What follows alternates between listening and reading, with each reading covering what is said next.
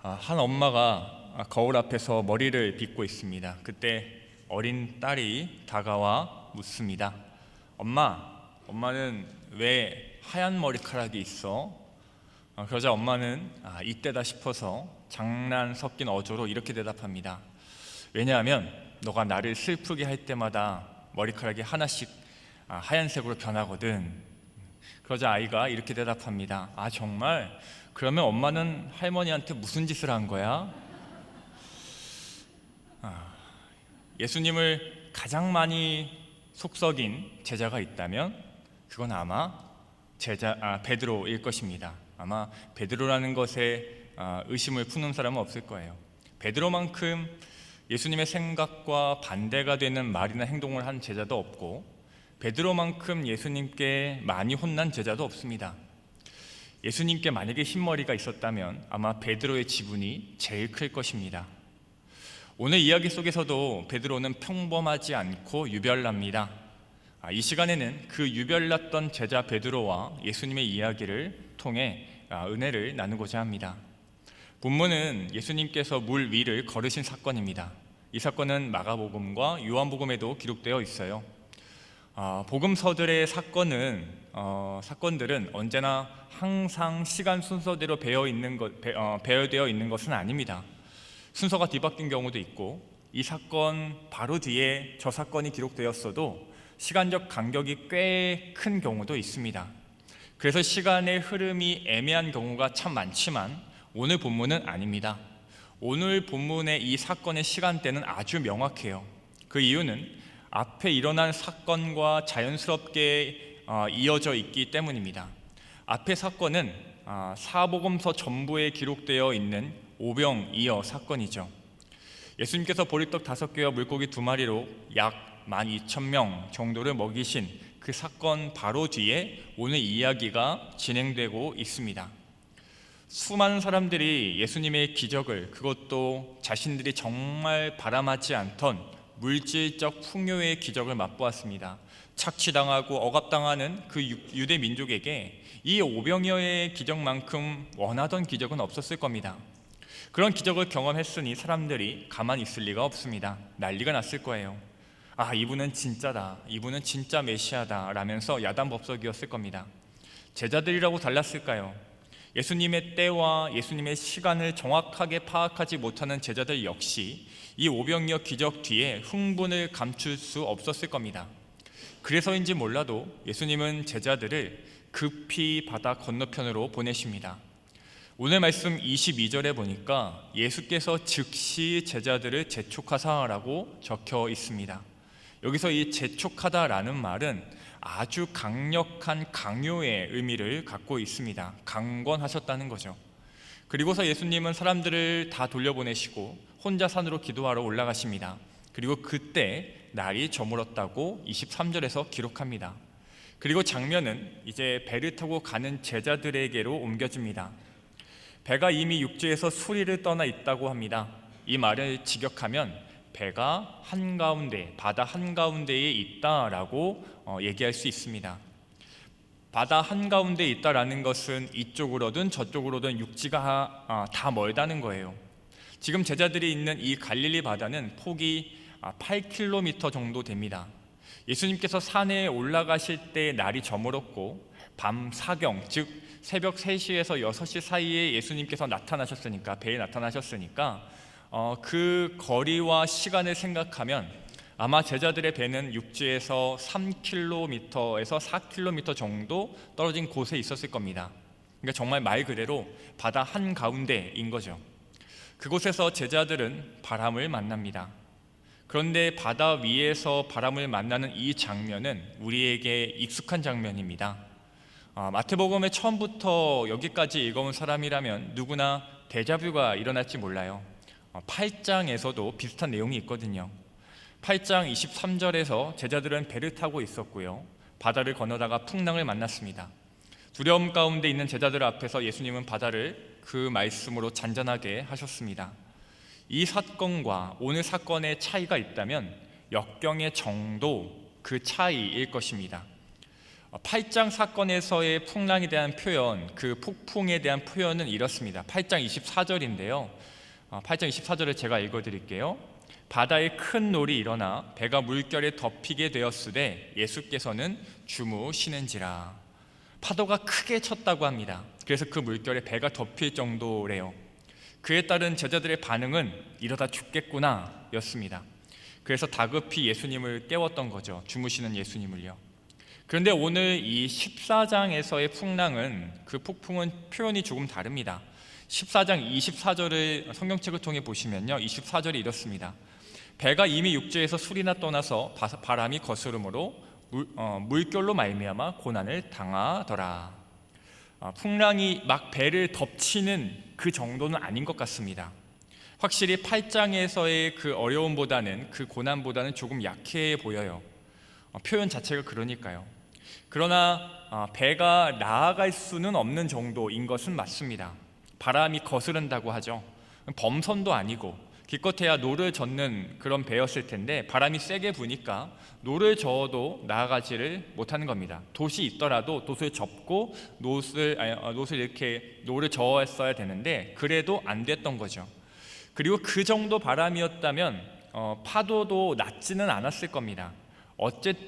그런데 어쨌든 목숨이 위태로울 만큼은 아니나 이러지도 저러지도 못하는 진퇴양난의 상태라고 볼 수가 있습니다.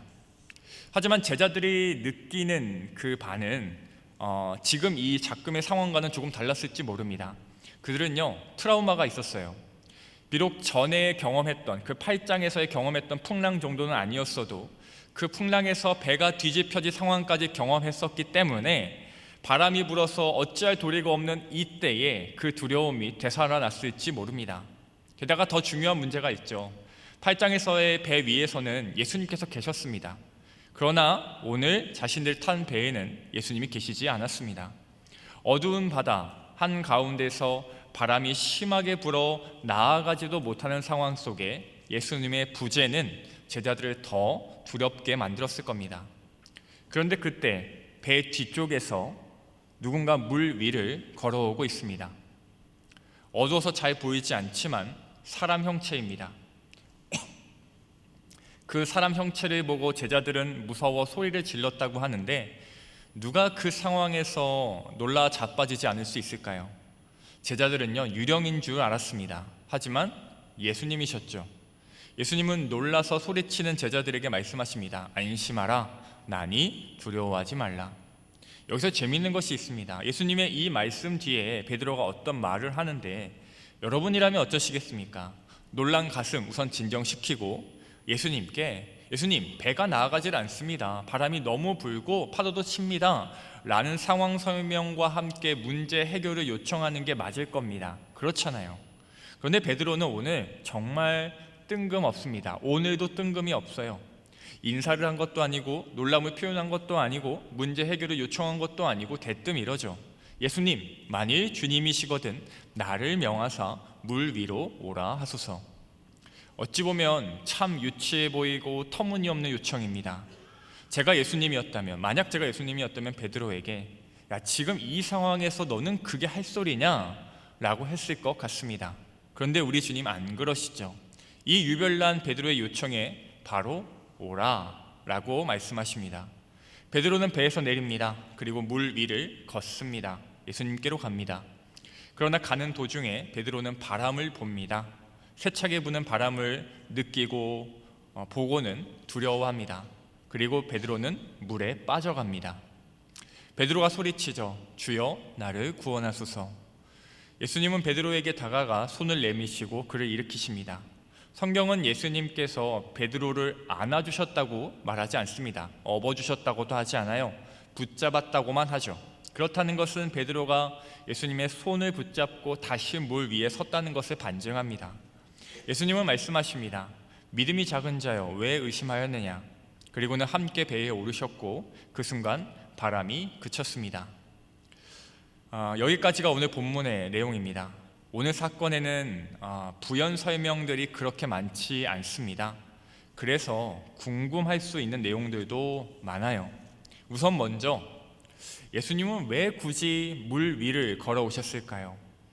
다른 배를 타고 오셨을 수도 있었을 겁니다. 아니면 멋지게 배영으로, 자유형으로 헤엄쳐 오셨을 수도 있을 겁니다. 그러나 예수님은 물 위를 걸어서 제자들에게 오셨습니다. 날아오신 것도 아니고 걸어서 오셨어요.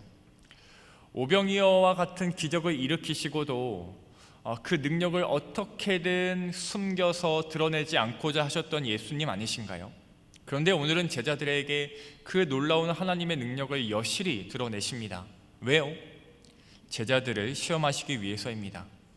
이 사건은 제자들에게 있어서 배움과 성장의 시간이었습니다.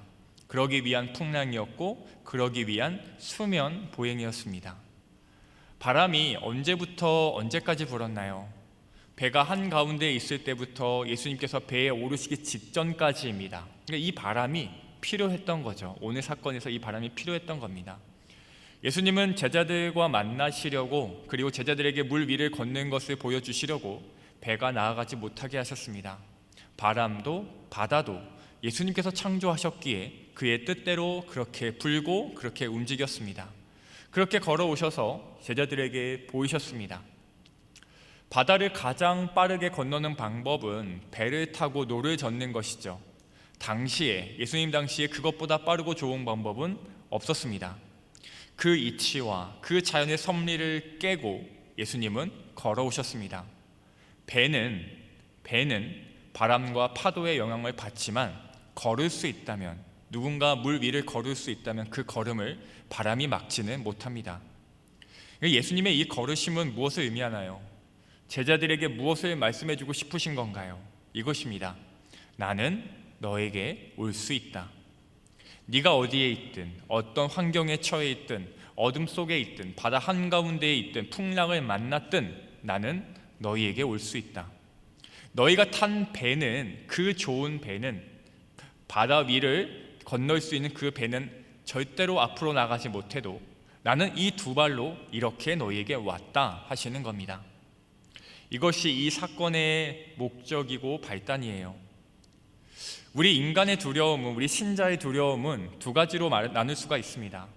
예수님께서 배에 타고 계시지만 큰 풍랑으로 인하여 생기는 두려움이 첫 번째죠.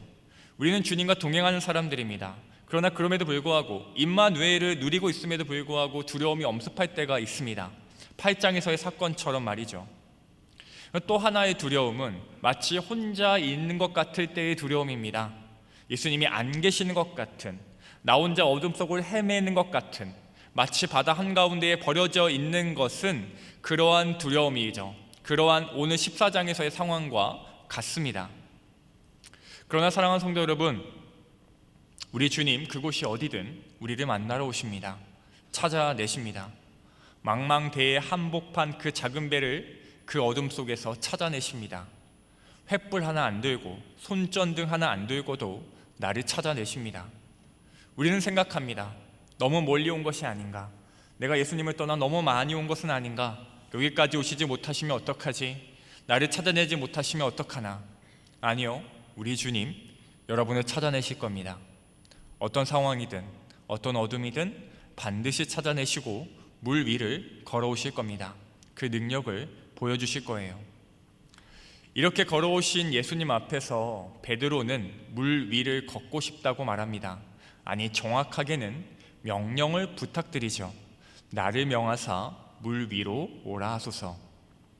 많은 사람들이 오늘 사건에서의 이 베드로를 의심과 불신의 아이콘으로 바라봅니다. 틀리지 않죠. 그는 의심했고요, 물에 빠졌습니다. 그러나 그것뿐일까요? 그게 다일까요? 우리는 이 사건에서의 베드로의 행동과 예수님의 반응을 살펴볼 필요가 있습니다. 우선 베드로는요, 예수님께 능력을 달라고 말하지 않았습니다. 그는 예수님의 능력을 경험하기를 원했죠. 그래서 그는 나에게 물 위를 걸을 수 있는 능력을 주십시오 라고 요청하지 않아요.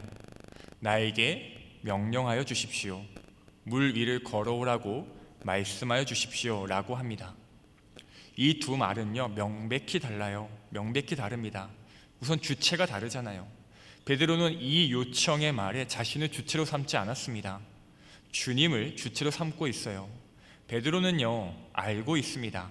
이 바다의 주관자, 파도를 잔잔케 하시려면 그 말씀 하나로 되시는 분이심을, 자신을 오라고 하시면 자신이 물 위를 걸을 수 있음을 알고 있었습니다. 그래서 그는 예수님께 다른 부탁을 하지 않습니다. 물 위를 걸어오라고 명령해 달라는 부탁을 합니다. 베드로는요, 예수님의 능력을 다시 경험하기를 소망했어요. 바로 이전 사건인 오병이어 사건에서 그는 거기 모인 12,000명의 사람들 중 그 누구보다 먼저 예수님의 능력을 경험했습니다.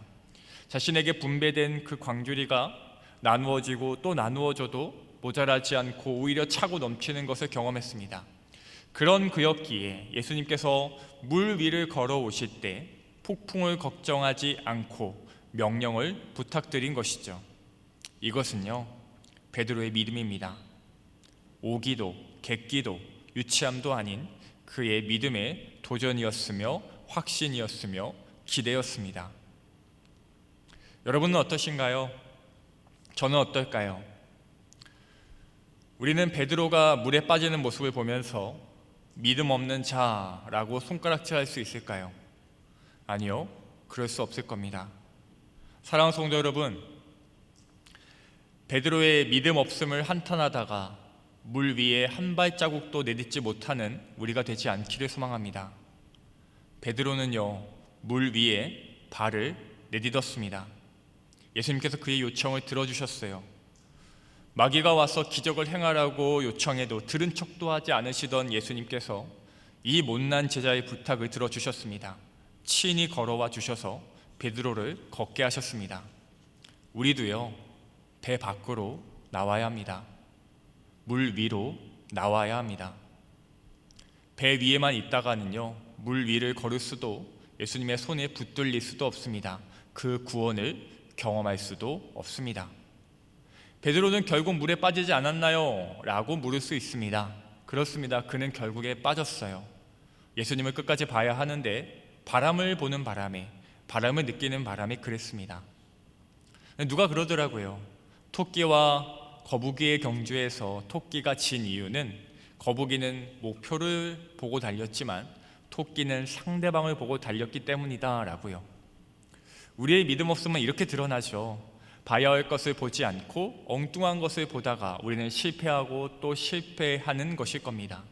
하지만 그게 어때서요? 베드로가 물에 빠졌다고요? 그게 어때서요? 여러분, 베드로는요, 성경에서 예수님을 제외하고 유일하게 물 위를 걸은 사람이에요.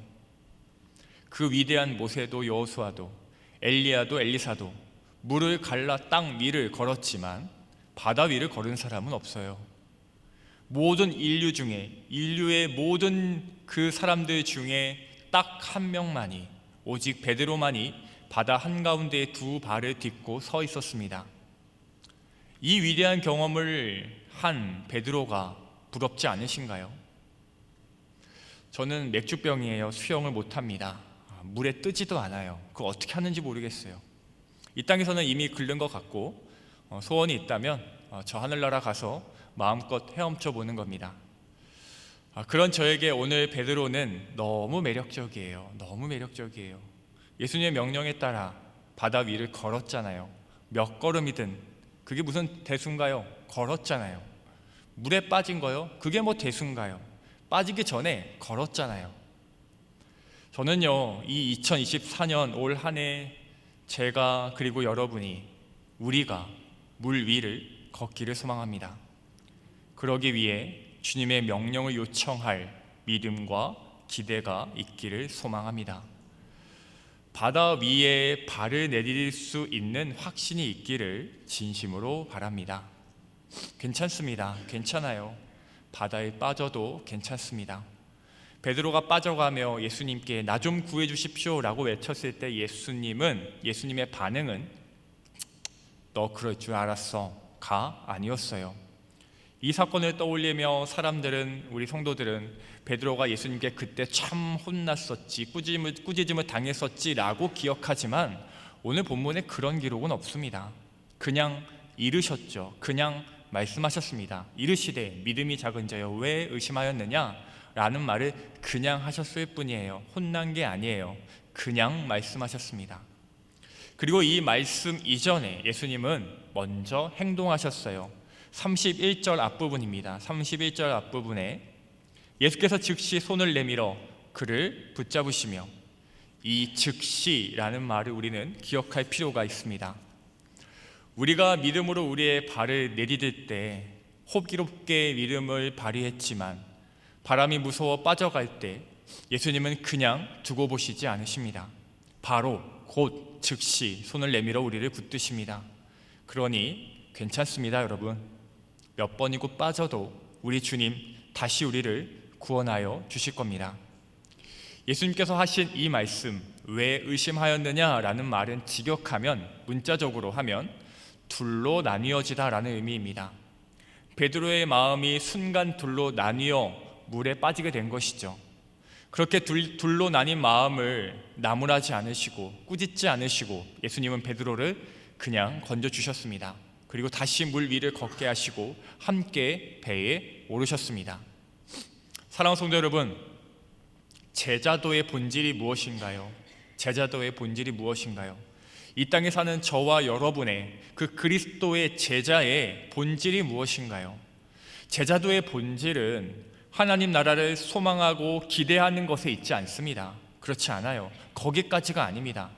제자도의 본질은 하나님의 나라를 소망하고 기대하는 것을 넘어서 믿음을 통해서 구체적으로 이 땅에 하나님 나라를 구현해내는 것입니다. 세워주실 것을 바라고 소망하고 꿈만 꾸는 것이 아니라 오늘 내가 내 삶에서 그 믿음을 현실에 적용하여서 하나님 나라를 실제적으로 구체적으로 만들어가는 것, 내 손으로, 내 발로, 내 말로, 내 의식으로, 내 마음으로, 내 생각으로, 우리의 행동으로 구체적으로 만들어가는 것, 구현해내는 것, 그것이 제자도입니다. 어떤 4학년 아이가, 초등학교 4학년 아이가 쓴 것 같아요. 철학적인 시를 하나 썼답니다. 내용이 범상치가 않아요. 제목이 인생이란이에요. 초등학교 4학년짜리가 썼는데, 인생이란. 그 시의 내용이 이렇습니다. 인생은 곱셈 같다. 왜냐하면 100이라는 기회가 왔는데 내가 0이면 아무런 이득이 없기 때문이다. 기가 막히죠. 기가 막히죠. 다시 읽어드릴까요? 인생은 곱셈 같다. 왜냐하면 100이라는 기회가 왔는데 내가 0이면 아무런 이득이 없기 때문이다. 우리의 믿음의 생활도, 우리의 신앙도 마찬가지 아닐까요? 곱셈이에요. 곱셈. 믿음을 발휘할 기회가 있고, 사랑을 발휘할 기회가 있고, 능력을 발휘할 기회가 있고, 그리고 그 믿음과 사랑과 능력으로 주님의 능력을 끌어내어 하나님의 모습을 나타내어 기적을 일으킬 수 있는데, 100 곱하기 0은 0이죠. 내가 0이니까, 내가 0이면, 내가 배에서 내리지 않으면, 내가 그 믿음을, 그 능력을 요청하지 않으면, 내가 그 명령을 요청하지 않으면 아무 일도 일어나지 않는 겁니다. 베드로가요, 무엇을 경험했나요? 베드로가 무엇을 경험했습니까? 예수님이 명령하시면 정말로 물 위를 걸을 수 있다는 것을 경험했습니다. 마음이 둘로 나뉘면 물에 빠질 수 있다는 것을 경험했어요. 기적이 현실이 되는 것과 믿음의 실패를 경험했습니다. 그리고 마지막으로 실패 속에서 구원하시는 주님의 긍휼과 사랑도 경험했어요. 이 모든 경험은 베드로의 재산이 되었을 겁니다. 그는요, 내디뎠고 실패했고 소리쳐서 구원받았습니다. 사랑하는 성도 여러분, 이 로테이션을 반복하세요. 이 로테이션을 반복하십시오. 내딛고 실패하시고 소리쳐 구원받으세요. 또 하시고 또 하십시오. 베드로는요, 이 경험을 통해서 더 많이 믿음의 도전을 할 수 있었을 것이고 덜 실패할 수 있게 되었을 겁니다. 반복하세요. 반복하십시오. 믿음의 도전과 실패를 되풀이하세요. 괜찮습니다. 실패할 때마다 낙심하지 마시고 소리치십시오. 즉시 구원하실 겁니다. 주님, 내가 실패했으니까 다시 또 나를 구원해 주십시오. 내가 또 물에 빠졌으니까 나에게 손을 내밀어 주십시오. 그러면 우리 주님 지체하지 않으시고 즉시 손을 내밀어 붙으실 거예요. 우리가 이 일들을 되풀이하는 것, 그렇게 배에서 또 내리고 또 내리는 것, 그것이 나를 향해서 저 바람을 뚫고 걸어오시는 그 주님께 대한 바른 제자도인 줄 믿습니다. 말씀을 맺겠습니다. 서커스 아시죠? 서커스에는요 꼭 들어가는 순서가 있습니다. 동물들이 불타는 링을 넘는 묘기죠. 그런데요, 사실 이 묘기는 정말 말도 안 되는 일이라고 해요. 있을 수 없는 일이래요. 왜냐하면 털이 있는 그 동물들은 본능적으로 불을 싫어하거든요. 링을 뛰어넘는 동물들은 대부분 사자나 호랑이 같은 털 있는 동물들인데, 그 동물들에게 있어서 이 묘기는 정말 쉽지 않은 거죠. 이 본능은요, 불을 무서워한 그 본능은 절대로 훈련으로 극복되지 않는다고 합니다. 불가능하대요. 아무리 훈련해도 절대로 불에 대한 공포를 넘을 수가 없답니다. 그런데도 어떻게 이런 묘기가 가능할까요? 그것은 오직 딱 하나의 이유랍니다. 그것은 오직 주인에 대한 신뢰 때문이라고 해요. 주인에 대한 신뢰가 있기에 그 손짓에 맞춰서 본능을 이기고 불타는 링을 넘을 수 있는 거랍니다. 그래서 동물들은 링을 향해 뛰기 전에 반드시 주인의 눈을 쳐다본다고 해요. 그러니까 주인이 칙칙질하는 그 채찍의 공포 때문이 아니라는 거죠. 그 공포보다 불에 대한 공포가 더 크기 때문에 결코 채찍으로는 그 일을 해낼 수 없는데, 단 하나 그 주인의 그 신뢰 때문에, 그 주인의 그 손짓 때문에, 주인의 눈을 바라보고 그 일을 해낼 수 있는 겁니다. 주인의 눈을 보고 신뢰함으로 뛸 수 있는 겁니다. 무섭거든 두렵거든 주님을 바라보시기 바랍니다. 나의 연약한 본능보다 크신 주님을 신뢰함으로 우리도 뛰어들고 우리도 뛰어내릴 수 있기를 바랍니다. 이제 찬양할 텐데요, 나는 믿네 라는 찬양입니다. 우리 찬양단 올라와 주시면 좋겠습니다. 나는